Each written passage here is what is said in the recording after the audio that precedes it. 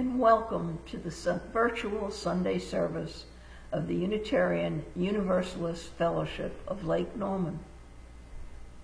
Our fellowship walks diverse paths to find meaning and purpose, but we are united in our belief in the inherent worth and dignity of all, and by the responsibility to express our faith through acts of justice and compassion. Our opening words this morning are by UU Minister Barbara Weld. O spinner, weaver of our lives, your loom is love. May we who are gathered here be empowered by that love to weave new patterns of truth and justice into a web of life that is strong, beautiful, and everlasting. Our minister, Reverend Pat Jobe, will offer today's reflection. It's all about love. Whether love is a noun or a verb, how do people get love? It's all about the stories. You'll want to hear today's story time with Reverend Pat for sure. And Mike Alec has his guitar and voice ready to bring us music. My name is Marge Flowers. I've been an active member of this congregation for over 8 years and a Unitarian Universalist since I was 15, a long time ago. Chalice lighting.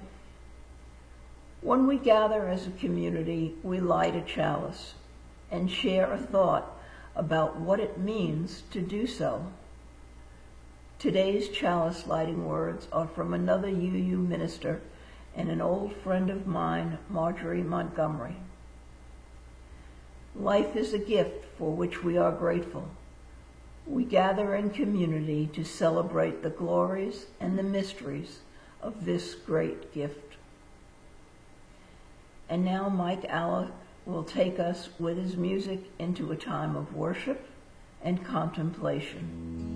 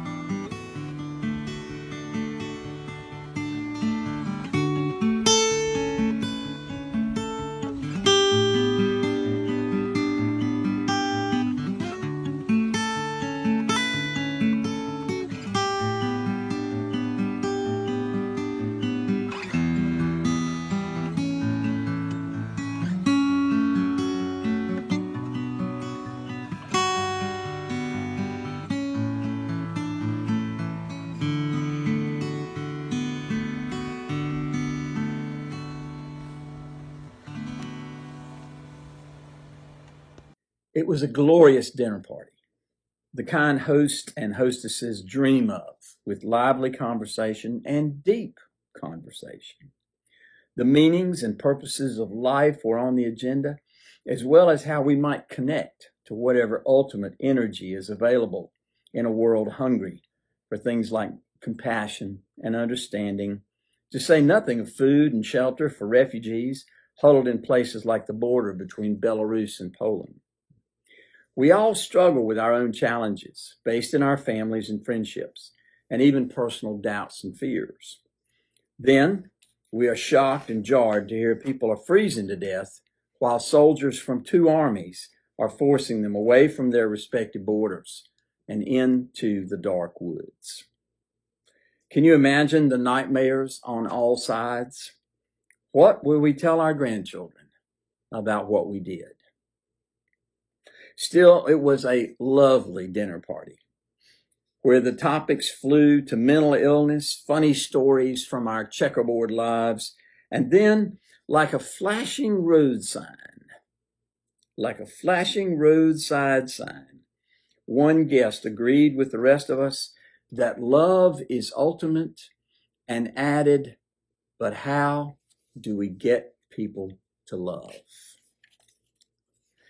Before I take a shot or two at answering such a challenge, such a glove thrown to the ground before a duel, let me talk just a little bit about walking the same ground over and over.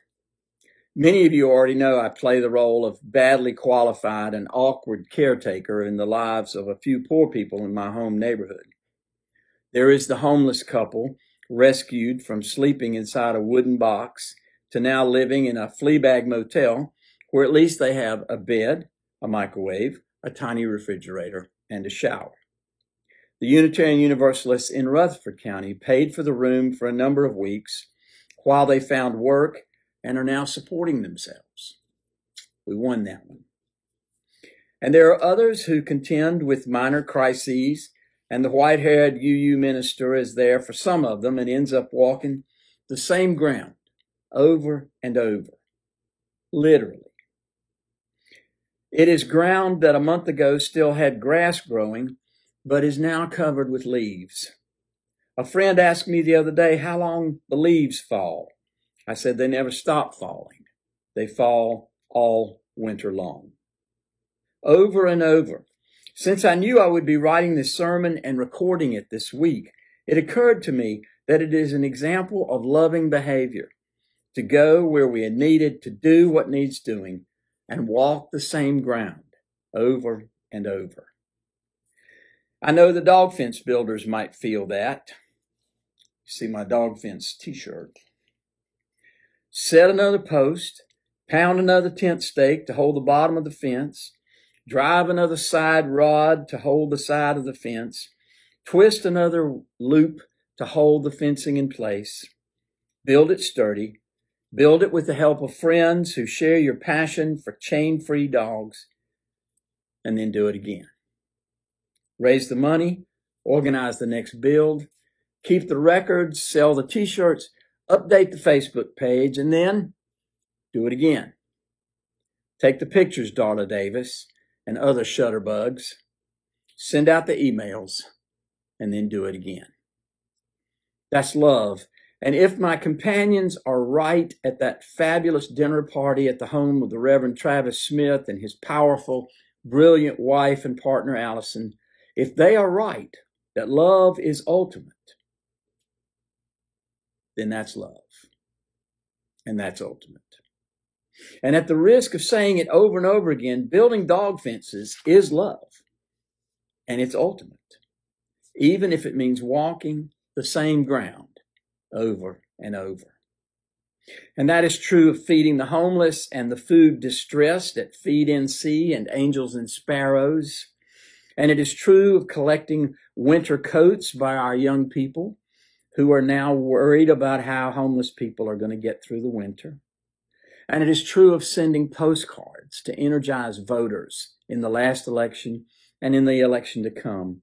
It will mean walking the same ground over and over.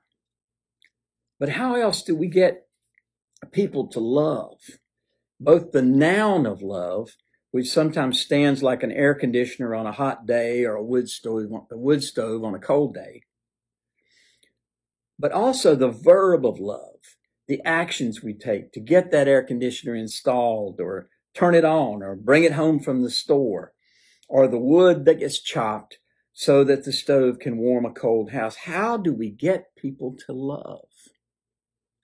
Of course, the best lovers are trained from childhood. They are told how wonderful they are, how amazing. They are encouraged, praised, soaked in that kind of love that is like a cool dip from an air conditioner on a hot day or warmth from a wood stove on a cold day. They have dipped in swimming pools of love, and they've rushed downhill on perfect snow on ski trips of love. They have danced by a silvery moon of love. They got what the Beatles called a ticket to ride. But what about the rest of us? Those of us who may have grown up with critical or angry or even abusive parents and have spent the rest of our lives with a slight limp from our wounding. How do we get to love? And how do we get other people to love? Are there tricks? Is this like a magic trick? Do we need a magician to pull a rabbit out of a hat? Or is it more like gardening, where we pull the weeds and pull the hose over when the rains fail? Forgive me a quick digression. As I am writing this sermon, hundreds and hundreds of leaves are falling outside my office window. They remind us that time is short. Very little lasts forever. And even if love ends up being ultimate, being the only thing that lasts, we need to move along. We need to move along in our efforts to deal with everything else. Shakespeare told us, tempus fugits. My mother would use that little phrase to hurry us out the door to church on Sunday mornings. Tempus fugits, tempus fugits. Come on, let's go. Hurry up. The leaves are falling. Time passes. Move along. Okay. How do we get people to love? Would it help if we loved them? Do those who need love most deserve love? Is neediness even a criterion? Again, back to dog fences and feeding the food-stressed in Mooresville and Huntersville and sending postcards to energize voters. Are we loving and kind and generous in ways that make a difference? Of course we are. Of course we are. And what about our beloved officers and board members who lead our congregation, challenge our staff, set policy that keeps this whole thing going? Are they getting us to love? Do we love and appreciate them and bet some small measure of our devotion on their skills and plans and hopes and dreams? Yes, sometimes we do, and that's good. No matter what else may be going on with church politics or worries over various behaviors, at our center is an urge to love each other in ways that make this congregation an island of love in an ocean of stress and anger and hateful awfulness that makes up so much of the world around us. It is a very good thing that we love each other. It may be the best thing we do as a congregation. Oh my goodness, where do we go from here? Well, of course, there is the friends and family plan. That can sometimes be the worst. Julia Sweeney, the hilarious and often irreverent actress, has a video out about her own spiritual journey. She tells of welcoming Mormon missionaries into her home, which she deftly observes is an experience they're not used to. Once they are welcomed in and offered something to drink, they tell her that she is going to spend eternity with her family. To which she replies, "Oh my." I have learned enough about members of this congregation to know that many of you have absolutely no desire to spend eternity with your families. All of us have the outlying sibling or cousin or in-law who not only makes love feel impossible, but also strains civility. Not only do we not love this person, but we would rather not be in the same room with this person. Former co-workers, television personalities, dare we say it, politicians of the opposite stripe. So many people make love feel impossible. The Palestinian carpenter who gets passing nods in these parts even told us to love our enemies. Again, we can hear Julia Sweeney saying, "Oh my." Many of you will remember our former president hearing "love your enemies" at the National Prayer Breakfast, and his having the unmitigated gall to say, "I'm not sure I can go along with that." Okay, we now know he has rejected the advice to love your enemies. But is he our role model? Nah. In fact, if we think it's a bad idea, maybe the rest of us can take a second look at the advice. How do we love our enemies? Again, I go back to childhood. Can we love and send good thoughts to the wounded child that would make anybody an insufferable, selfish, self-serving, self-referencing, pathological narcissist? Can we send that little wounded child our love? The little we know of the childhoods of Hitler and Saddam Hussein tell us that they were horribly beaten and tortured by their fathers, who were likely beaten and tortured by their fathers and right on back for generations. Can we use our inner life to wish any such people in our lives an inner life of healing and self-acceptance that might transcend and transform their own self-loathing, fear, anger, and pathological anxiety? It feels almost impossible, doesn't it? I once recommended such a path to a questioner at a workshop near Chapel Hill. She let out a long exhale, and then she said, "I don't think so." Okay, maybe many of you are not thinking so as you consider the worst people in your lives. Well, come back to the center. Come back here. How much do you love yourselves? Cherish your own stories. Offer affection and tender regard to your own best and worst selves. After all, we do live here at the center of our own lives. Try as we might to live somewhere else. Wherever you go, there you are. Oscar Wilde said, "Be yourself. Everybody else is taken." Yep, it's funny and clever, and we would do well to drink deeply of the humor and cleverness. But it is also the inalterable, unalterable, incontrovertible truth. Churchill said, "Truth is incontrovertible. Panic may resent it, ignorance may deride it, malice may distort it, but there it is." Truth. Our truth today is that we live our lives within ourselves. We may try to hide behind a cleverness or knowledge that masks our fears and doubts. We may even be tortured by delusions, but we can love ourselves. We can be sweet to that one who is always with us. We can enjoy the occasional indulgence, look to accomplish some decent goals, and be with people we like more than those we don't like. There are 1,000 ways to commit self-love in healthy, generous, amusing, and kind ways that are the exact opposite of narcissism. We need not build monuments to our egos when there are so many ways to simply enjoy ourselves and treat ourselves kindly as we move on to share that love with others. It is a starting point, but it can never be an ending point. Love here and then move it out to others.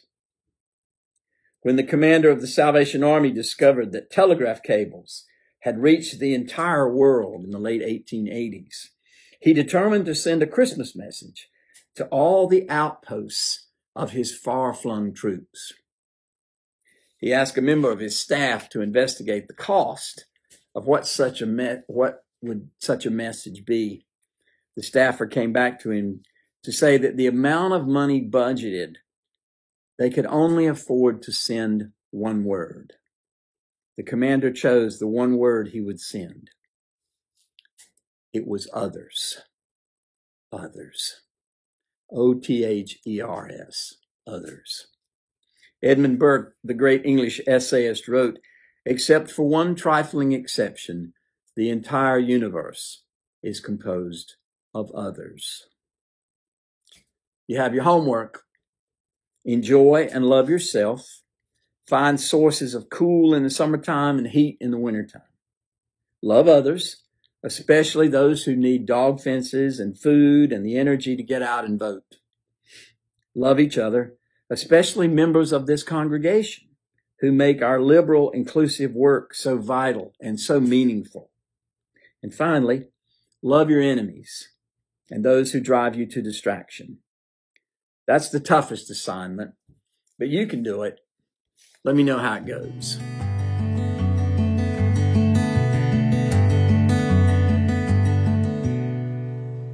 Greetings, everyone.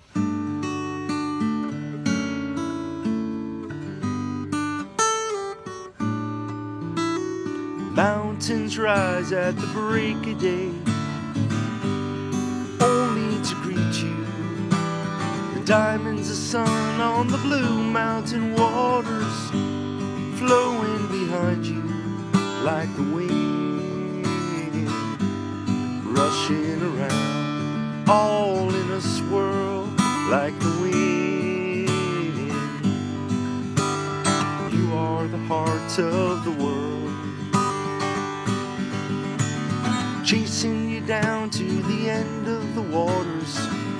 You fly across the ocean, dancing alone as the waves jump to meet you. Or you circle above me, just like the wind, rushing around, all in a swirl like the wind. You are the heart of the world. Yes, you are.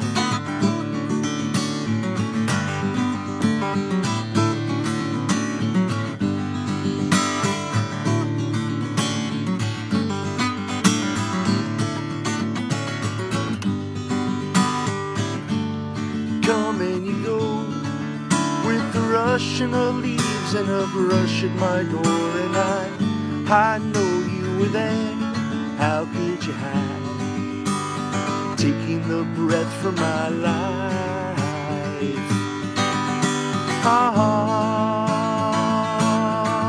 Like the wind, rushing around, all in a swirl like the wind, rushing around, all in a swirl, just like the wind. You are the heart of the world.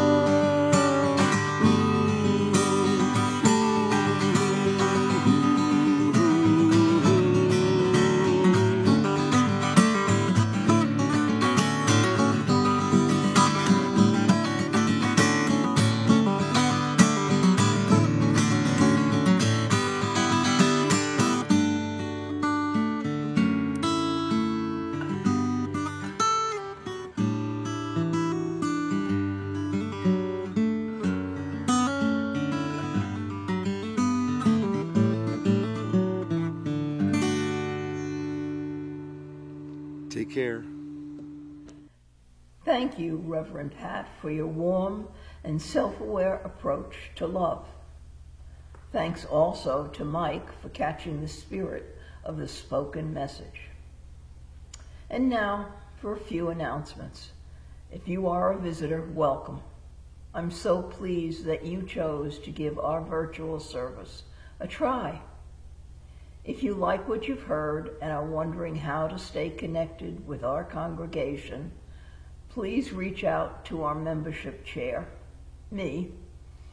My email address is below on your screen. I will be happy to add your name to our email list for our weekly newsletter so you can keep up with our many activities.